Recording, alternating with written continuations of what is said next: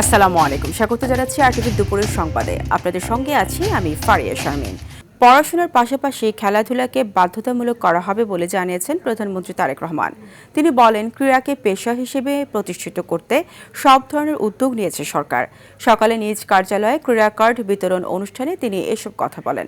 আগামী ৩০ এপ্রিল সিলেট থেকে ক্রীড়া প্রতিভা অন্বেষণ কার্যক্রম নতুন করে স্পোর্টস শুরু হবে বলেও জানান প্রধানমন্ত্রী। রুদ্র রফিকের রিপোর্ট।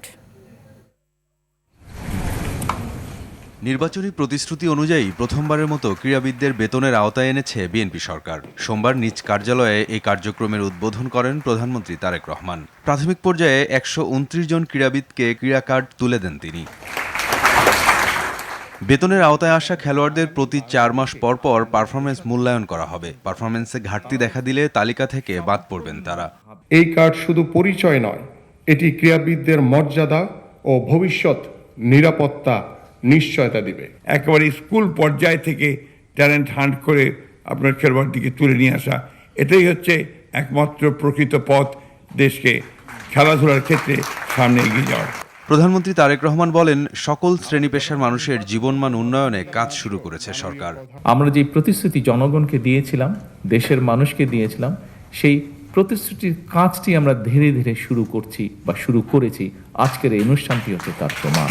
ইতিহাস, ভূগোল, বিজ্ঞান এই সাবজেক্টগুলোর পাশাপাশি আমরা খেলাটাকে কম্পালসারি করবো। সেটার মধ্যে মার্ক থাকবে, সেটার মধ্যে পাস ফেল থাকবে, যাতে সে সেটা সিরিয়াসলি নেয়। ৩০ এপ্রিল সিলেট থেকে আমরা শুরু করতে যাচ্ছি নতুন করে স্পোর্টস, এবং একই সাথে ইনশাল্লাহ এটা সারা দেশে শুরু হবে।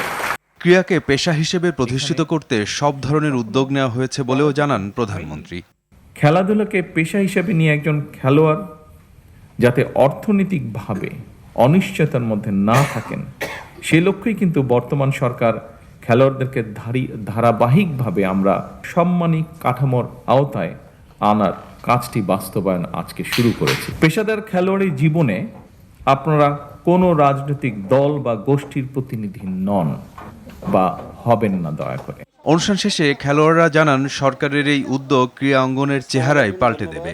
খেলোয়াড়রা তাদের নিজেদের প্রফেশনটাকে এখন চোখ বন্ধ করে তাদের প্রফেশন হিসেবে নিতে পারবে। যেই সিদ্ধান্তটা নিল, এটা ক্রীড়া অঙ্গনের পুরো চেহারাটাই পরিবর্তন করে দিবে, এটা আমার বিশ্বাস।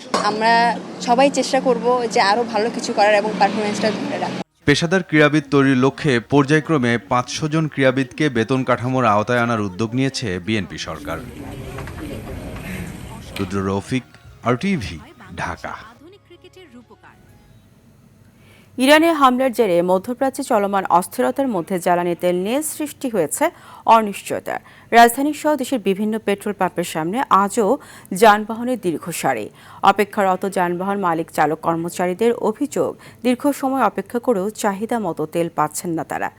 গাড়ির চাপ বেশি হওয়ার রেশনিংয়ের মাধ্যমে নির্ধারিত পরিমাণে তেল দেওয়া হচ্ছে বলে জানায় অনেক পাম্প সংশ্লিষ্ট। তেলের পাম্প পরিস্থিতি স্বাভাবিক করতে সরকারের হস্তক্ষেপ চেয়েছে উভয় পক্ষ। আমি এই সংকটের পরে এই প্রথমে আসছি। সকাল ভোর ৫টা থেকে আমি এই সিরিয়াল ঠেলতেছি, এখন পর্যন্ত পাম্পে ঢুকতে পারি নাই। যারা তেল দিচ্ছে তারা মজুতদারির সাথে সংযুক্ত কিনা, অবশ্যই এখানে তো সরকারের তদারকি থাকতে হবে, তা না হলেও তো হবে না। জনগণের আস্থা অর্জন করতে হবে। এই দীর্ঘ সারি আর কতদিন চলবে? তেলের অবস্থা তো ভালো না, দেশের পরিস্থিতি খুবই সংকটাপূর্ণ। আমাদের ডেলি ৩-৪ লিটার তেল লাগে, এখন আমরা তেল পাইতেছি ডেলি 2 লিটার। দর্শক, রাজধানীর তেজগাঁও এলাকার ফিলিং স্টেশন থেকে সেখানকার পরিস্থিতি জানাতে যোগ দিচ্ছেন সহকর্মী জাহিদ রহমান।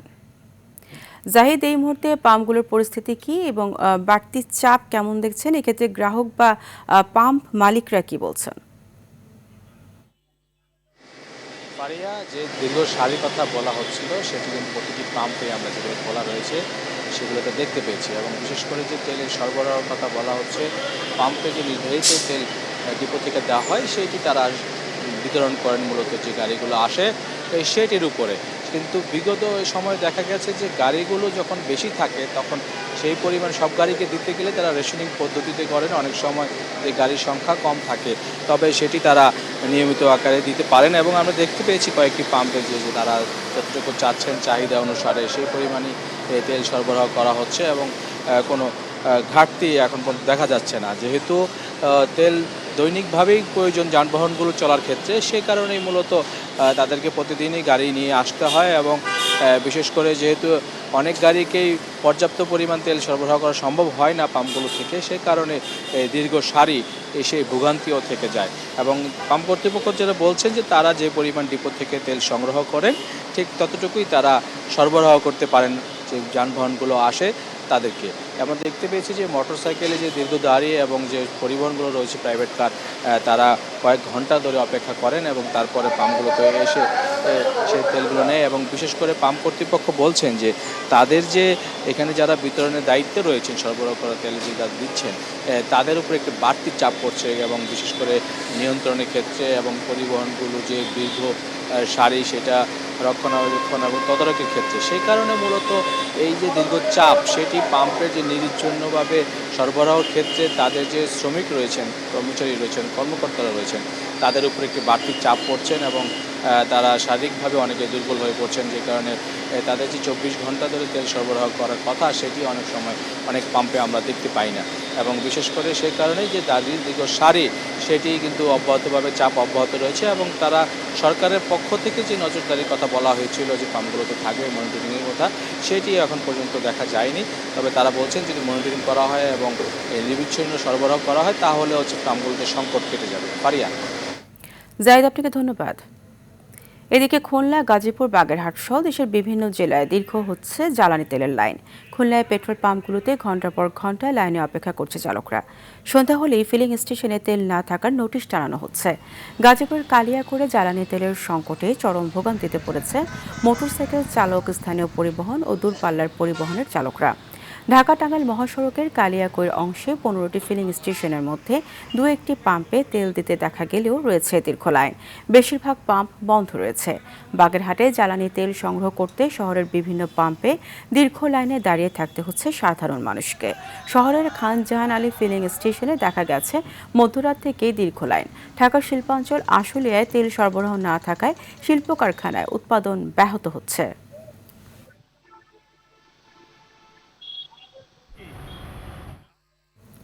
দর্শক, জ্বালানি তেলের আরও খবর জানাতে ময়মনসিংহ থেকে সরাসরি যুক্ত হচ্ছেন সহকর্মী মোজাম্মেল খোকন।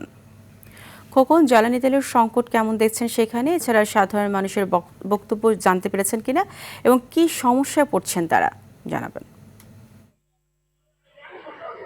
ফারিয়া, দিন যত যাচ্ছে ততই কিন্তু জ্বালানি তেলের সংকট বৃদ্ধি হচ্ছে এবং যারা এই জ্বালানি তেল সংগ্রহের জন্য বিশেষ করে সকাল থেকে এই পাম্পগুলোতে তাদের অবস্থান আমরা দেখেছি। এখনো কিন্তু আমি যে জায়গাটিতে দাঁড়িয়ে রয়েছি এটা হচ্ছে ময়মনসিংহ নগরীর গঙ্গা দাস গুহ রোড। এই রোডে কিন্তু আপনি দেখতে পাচ্ছেন যে সকাল থেকে এখানে জ্বালানি তেলের জন্য মোটর বাইক, বিভিন্ন যানবাহনের লোকজন কিন্তু এখানে উপস্থিত হয়েছে। অর্থাৎ তারা তেল নিতে সকাল থেকে তারা এখানে ছিলেন। মাঝখানে এখানে কিছুটা বিরতি দেওয়া হয়েছিল। অর্থাৎ সময় যত গড়িয়ে যাচ্ছে ততই কিন্তু এই বাইক বা জ্বালানি তেল সংগ্রহকারীদের সঙ্গে একটি ফিলিং স্টেশন মালিকদের বিশৃঙ্খলা কিন্তু ততই বাড়ছে। অর্থাৎ এখন পর্যন্ত কিন্তু বলা যায় যে ময়মনসিংহ নগরীর বেশ কয়েকটি ফিলিং স্টেশন রয়েছে। সেই ফিলিং স্টেশনগুলোতে কিন্তু এই জ্বালানি তেলের জন্য যারা বাইকার রয়েছেন এবং যানবাহন চালক রয়েছেন তারা কিন্তু দিক বিদিক ঘুরছেন। অর্থাৎ অনেক তেলের ফিলিং স্টেশনে কিন্তু বন্ধ থাকায় যে কারণে তাদের দুর্ভোগটা আরো চরমে বেড়েছে।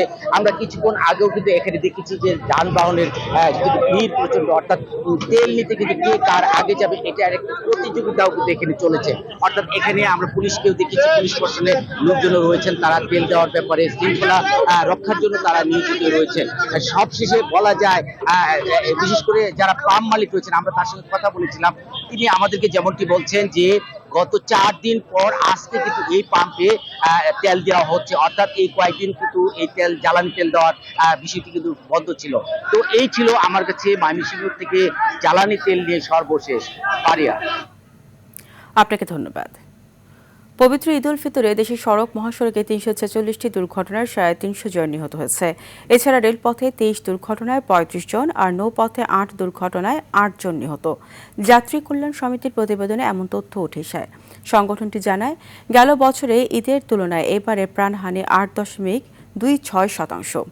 বেড়েছে। ঈদ যাত্রায় দুর্ঘটনার কারণ হিসেবে অতিরিক্ত ভাড়া আদায়ের ফলে খোলা ট্রাক ও বাসের ছাদে ঝুঁকি নিয়ে যাতায়াত সহ কয়েকটি বিষয় তুলে ধরা হয়। সাকিবুর রহমানের রিপোর্টে থাকছে বিস্তারিত।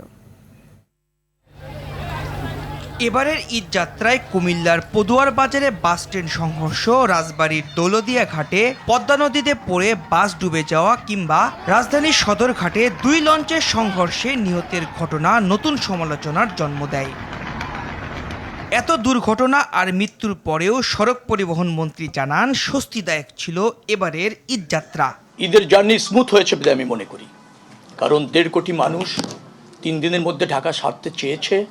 কোথাও কোনো বড় ধরনের 2-1টি অনাকাঙ্ক্ষিত দুর্ঘটনা ঘটেছে। যদিও ঈদ যাত্রার শুরুর দিন 14 মার্চ থেকে ঈদ যাত্রার শেষে কর্মস্থলে ফেরা 28 মার্চ পর্যন্ত 15 দিনের প্রতিবেদন তুলে ধরতে সংবাদ সম্মেলন করে যাত্রী কল্যাণ সমিতি, যেখানে উঠে আসে সড়ক, রেল ও নৌপথে মোট 377টি দুর্ঘটনায় 394 জন নিহত ও 1288 জন আহত হয়। দেশে সড়ক দুর্ঘটনা সংক্রান্ত তথ্য সংগ্রহ, বিশ্লেষণ এবং রিপোর্টিং ব্যবস্থায় একটি বড় ধরনের দুর্বলতা রয়েছে। সড়ক, রেল ও নৌপথে সর্বমোট 377টি দুর্ঘটনায় 394 জন নিহত হয়েছে, 1288 জন আহত হয়েছে। এবছর বাস মালিক সমিতির নৈরাজ্যের কারণে গেল বছরের 2 ঈদের তুলনায় দুর্ঘটনা বেড়েছে বলে জানায় যাত্রী কল্যাণ সমিতি। এবারের ঈদে বাস মালিক সমিতি ও শ্রমিক ফেডারেশনের প্রভাবের কারণে ভাড়া নৈরাজ্য, সড়ক দুর্ঘটনা, পরিবহনে বিশৃঙ্খলা অতীতের 2টি ঈদের তুলনায় বেড়েছে। এছাড়াও দুর্ঘটনা রোধে 13 দফা সুপারিশ তুলে ধরে সংগঠনটি। সড়কে প্রযুক্তির ব্যবহার বাড়ানো, দক্ষ চালক ও উন্নত বাস নেটওয়ার্ক গড়ে তোলা, আইনের যথাযথ প্রয়োগ নিশ্চিত করা, উন্নত মানের আধুনিক বাস নেটওয়ার্ক গড়ে তোলার জন্য আমরা নতুন সরকারের কাছে জোর দাবি জানাচ্ছি। আগামী ঈদে এমন নৈরাজ্য বন্ধ করতে সরকারকে আরও জোরালো ভূমিকা নেওয়ার আহ্বানও জানানো হয় সংবাদ সম্মেলনে। Sakibur Rahman, RTV, Dhaka. Rajshahi medical college হাসপাতালে আইসিইউর অভাবে ঘটছে একের পর এক শিশু মৃত্যুর ঘটনা। গত 2.5 মাসে হাসপাতালটিতে শুধু আইসিইউর অপেক্ষায় থেকে মারা গেছে অন্তত 53 শিশু, যাদের বেশিরভাগই ছিল হাম কিংবা নিউমোনিয়া আক্রান্ত। অপ্রতুল আইসিইউ ও হাসপাতালের দায়িত্বরত নার্সদের অপেশাদার আচরণে ক্ষুব্ধ স্বজনরা। রাজশাহী থেকে মুস্তাফিজ রকির তথ্যচিত্রে জানাচ্ছেন সাকিব আল হাসান। চাঁপাইনবাবগঞ্জের নারায়ণপুর গ্রামের বাসিন্দা খাইরুন বেগমের 9 মাসের শিশু রাফিকা 1 মাস ধরে জ্বরে আক্রান্ত থাকার পর শরীরে ঘামাচির মতো দানা দেখা দেয়। স্থানীয় হাসপাতাল নেয়ার পর পরিস্থিতির অবনতি হলে উন্নত চিকিৎসার জন্য রাজশাহী মেডিকেল কলেজ হাসপাতালে রেফার করা হয়। সেখানে আইসিইউ এর প্রয়োজন হলেও পাওয়া যায়নি।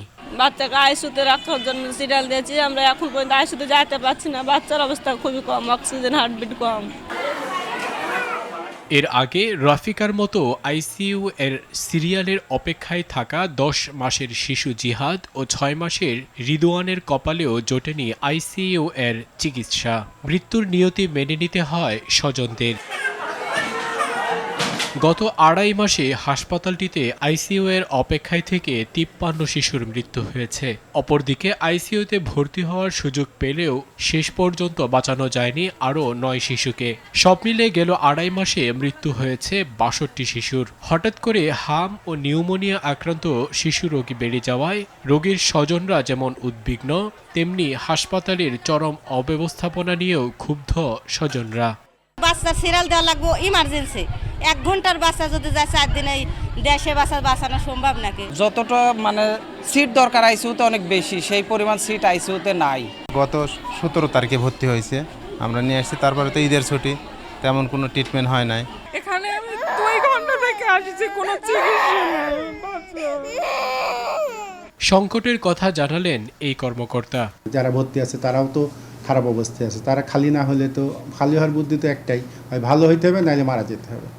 তো মারা যা আমাদের আল্লাহর রহমতে আইসিইউতে মারা যাওয়ার হার খুব কম। চিকিৎসার অভাবে শিশু মৃত্যুর মিছিল থামাতে দ্রুত কার্যকর উদ্যোগ গ্রহণ করবে সরকার, এমনটাই চাওয়া ভুক্তভোগী স্বজনদের। সাকিব আল হাসান, RTV।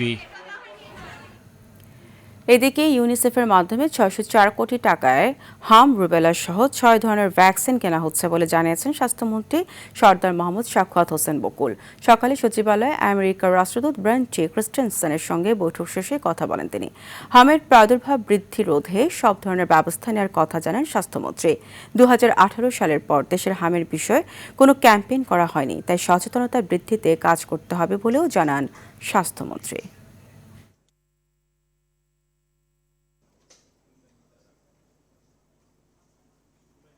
তৈরি করা হবে খুব শীঘ্র ওনাদের সাইড থেকে আমাদের সাথে, এবং ওনারা ফ্রিকোয়েন্টলি মিটিং এ বসে তারা একটা গাইডলাইন তৈরি করবেন, how they can help us, how we can take the help, how আমরা কিভাবে সাহায্যটা নিব, ওনারা কিভাবে সাহায্যটা দেবেন, সাহায্যটা কিভাবে আমরা বিনিয়োগ করবো। যেমন ধরেন টিউবারকুলোসিসের র্যান্ডিং।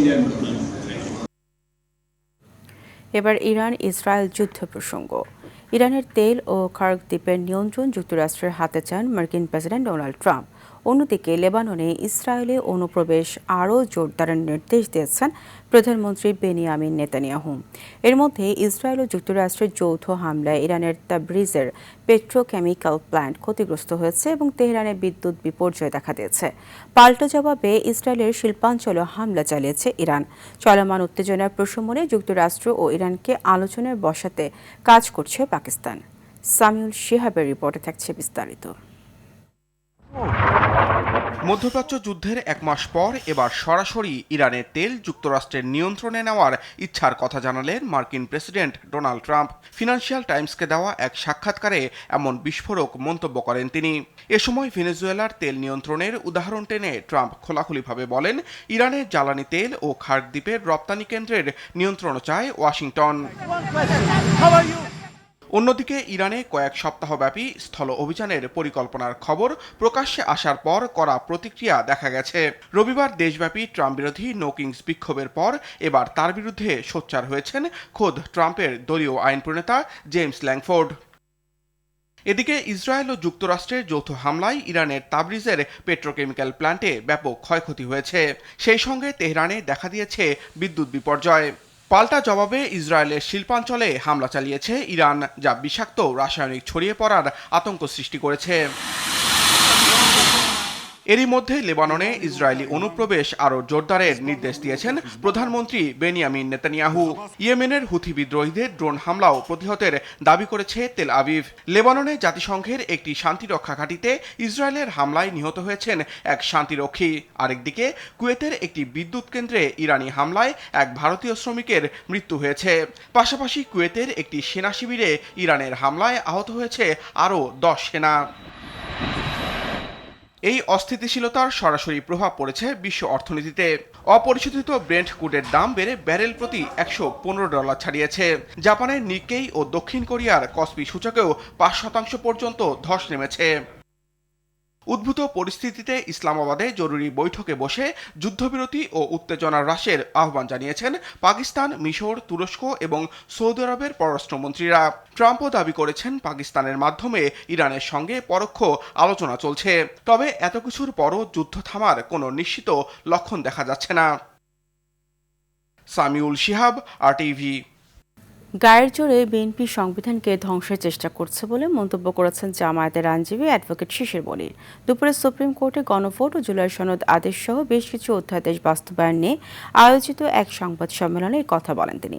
সংখ্যাগরিষ্ঠতা পেয়ে অহংকার আর শক্তি প্রদর্শন করলে ফলাফল ভালো হবে না বলেও এ সময় হুঁশিয়ারি দেন এই আইনজীবী। বলেন, এসব অধ্যাদেশ বাতিল করলে জাতি আশাহত হবে।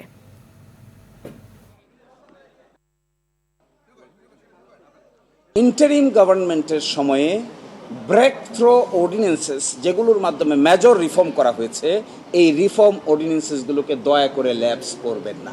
গণভোট হয়ে যাওয়ার পরে প্রায় 69% পিপলের অপিনিয়নকে ফ্রাস্ট্রেট করে এইরকম কোনো ইনিশিয়েটিভ কারো পক্ষেই নেওয়া উচিত হবে না, neither the judiciary not the parliament.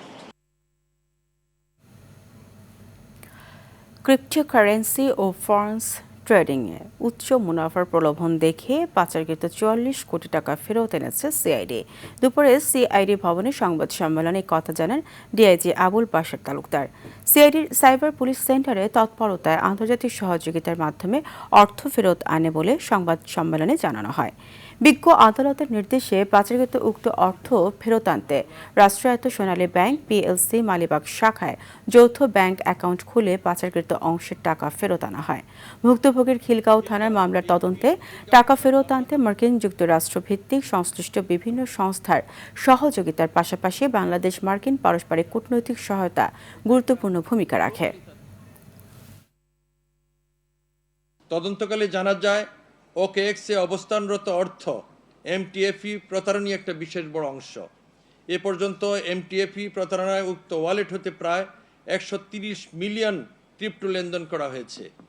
এ বিষয়ে ওকেএক্স এক্সচেঞ্জের লিগ্যাল টিমের সঙ্গে যোগাযোগ করা হলে তারা আমাদেরকে আইনানুগ প্রক্রিয়ার মাধ্যমে উক্ত অর্থ ফেরত প্রদানে আগ্রহ প্রকাশ করেন। জাতীয় সংসদের স্পিকার মেজর অবসরপ্রাপ্ত হাফিজ উদ্দিন আহমদের সহধর্মিণী দিলারা হাফিজের জানাজা সম্পন্ন হয়েছে। বেলা 12টায় জাতীয় সংসদ ভবনের দক্ষিণ প্লাজা অনুষ্ঠিত এই জানাজায় উপস্থিত ছিলেন প্রধানমন্ত্রী তারেক রহমান। অংশ নেন সরকার প্রধানমন্ত্রী, প্রতিমন্ত্রী, সংসদ সদস্য, বিরোধী দলীয় নেতা ও সংসদ সচিবালয়ের কর্মকর্তারা। জানাজা শেষে রাষ্ট্রপতির পক্ষে মৃতের কফিনে শ্রদ্ধা জানানো হয়। শ্রদ্ধা নিবেদন করেন প্রধানমন্ত্রী তারেক রহমান। বিএনপির পক্ষে শ্রদ্ধা জানান বিএনপি মহাসচিব ও স্থানীয় সরকার মন্ত্রী মির্জা ফখরুল ইসলাম আলমগীর। এরপর speaker, deputy speaker, chief whip শ্রদ্ধা জানান। দিলারা হাফিজের দ্বিতীয় জানাজা ঢাকা সেনানিবাসের কেন্দ্রীয় মসজিদে অনুষ্ঠিত হবে। পরে বনানী সামরিক কবরস্থানে সমাহিত করা হবে। গেল শনিবার সিঙ্গাপুর জেনারেল হাসপাতালে চিকিৎসাধীন অবস্থায় মারা যান দিলারা হাফিজ।